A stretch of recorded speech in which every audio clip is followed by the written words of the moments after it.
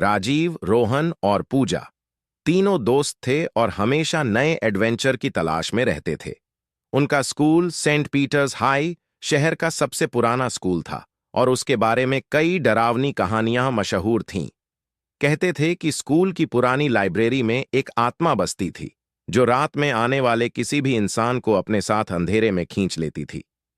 एक रात इन तीनों ने स्कूल में छुपकर रात गुजारने का फैसला किया ताकि इस कहानी की सच्चाई जान सकें।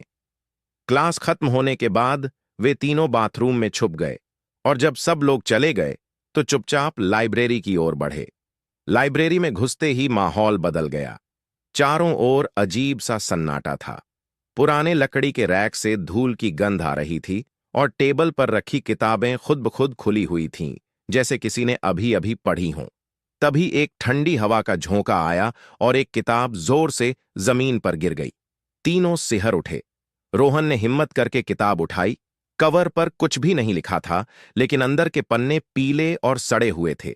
अचानक कमरे में लगे पुराने घड़ी के पेंडुलम की आवाज तेज होने लगी। टिक टिक टिक, और फिर एकदम से रुक गई। एक भयानक चुप्पी छा गई। तभी लाइब्रेरी के कोने से किसी के हल्के हल्के कराहने की आवाज आई। पूजा ने डरते डरते टॉर्च उस ओर घुमाई। एक परछाई किताबों के रैक के पीछे से झांक रही थी। परछाई धीरे धीरे उनकी ओर बढ़ने लगी। उसका चेहरा धुंधला था, आंखों की जगह काले गड्ढे थे और उसके मुंह से सरसराहट की आवाज आ रही थी।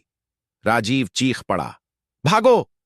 तीनों दौड़ पड़े, लेकिन जैसे ही दरवाजा खोलने की कोशिश की, वह किसी अदृश्य ताकत से बंद हो चुका था। परछाई अब उनके ठीक सामने थी। उसने धीरे से अपना हाथ बढ़ाया और तभी लाइट अचानक जल गई। वहां स्कूल के चौकीदार खड़े थे। तुम लोग यहां क्या कर रहे हो?